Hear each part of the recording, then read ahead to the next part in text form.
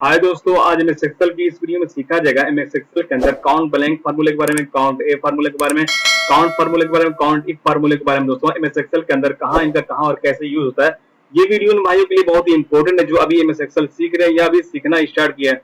चलिए video start करते देखते हैं एमएस एक्सेल के अंदर काउंट ब्लैंक, काउंट ए और काउंट इफ फार्मूले का यूज कहाँ और कैसे करते हैं। आइए चलते हैं। सबसे पहले यहाँ पर यूज करना है काउंट ब्लैंक। काउंट ब्लैंक दोस्तों में बेसिकली होता क्या है, अगर इस रेंज में जहां भी ब्लैंक सेल होगी यानी खाली सेल होगी उसे काउंट करके आपको बता देगा।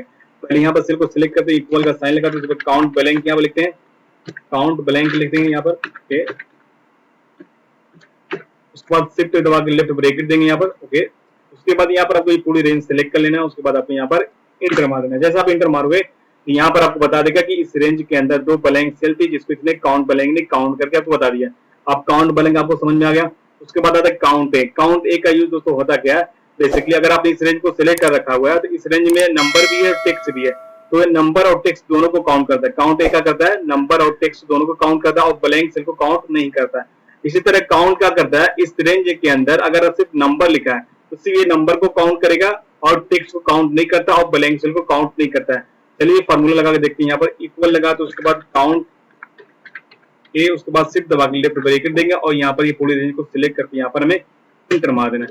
जैसे आप इंटर मारेंगे दोस्तों यहाँ बता देगा 7 रेंज बता देगा। 7 सेल के अंदर ये सारा कुछ लिखा हुआ है जिसमें टेक्स्ट भी है, नंबर भी है, ठीक है, और इसने ब्लैंक सेल को काउंट नहीं किया।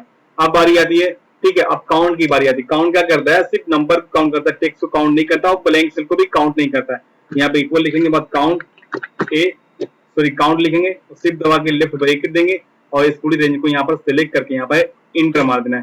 जैसे आप इंटर मारोगे दोस्तों यहाँ बता देगा 1 2 3 4 5 6, यानी बता दिया कि इस रेंज के अंदर 6 सेल के अंदर लिखा गया, जिसमें से आपको काउंट ने जोड़ के बता दिया, गिन के बता दिया। और यहाँ पर एक टेक्स्ट लिखा था उसने काउंट नहीं किया, यानी समझ में आ गया कि काउंट ये क्या करता है कि नंबर को भी काउंट करता है और टेक्स्ट को भी काउंट करता है। और काउंट क्या करता है, नंबर को सिर्फ काउंट करता है, टेक्स्ट को काउंट नहीं करता है और ब्लैंक सेल को भी काउंट नहीं करता है, ठीक है। अब बारी आती है काउंट इफ। काउंट इफ का दोस्तों मतलब क्या होता है कि कंडीशन, मान लो इस रेंज के अंदर बहुत सारे अमाउंट लिखे हुए हैं, 2000 है, 21 है, 2100 है, 2500 है, ठीक है।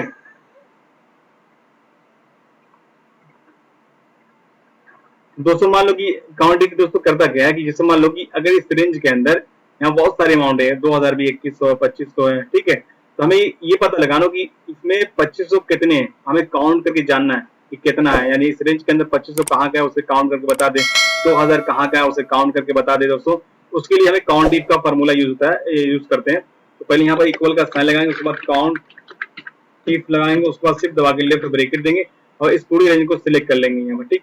अगर हमें पता लगा रेंज को सिलेक्ट कर यहाँ पर सिंटेक्स देखना है, रेंज मांग रहे यहाँ पर क्राइटेरिया मांग रहा है, तो पहले इस पूरी रेंज को सिलेक्ट करने के बाद आपको कॉमा लगा देना है। कॉमा लगाने के बाद आप पूछेगा क्राइटेरिया, यानी जिसके बारे में आप जानना चाहते हो उसके बारे में बताओ। क्राइटेरिया मतलब मैं जानना चाहता हूँ कि 2000 कहाँ का इस रेंज में आया उसे काउंट करके बताओ, तो मैं 2000 पर क्लिक कर दूंगा, तो 2000 हमारा क्राइटेरिया होता है, ठीक है।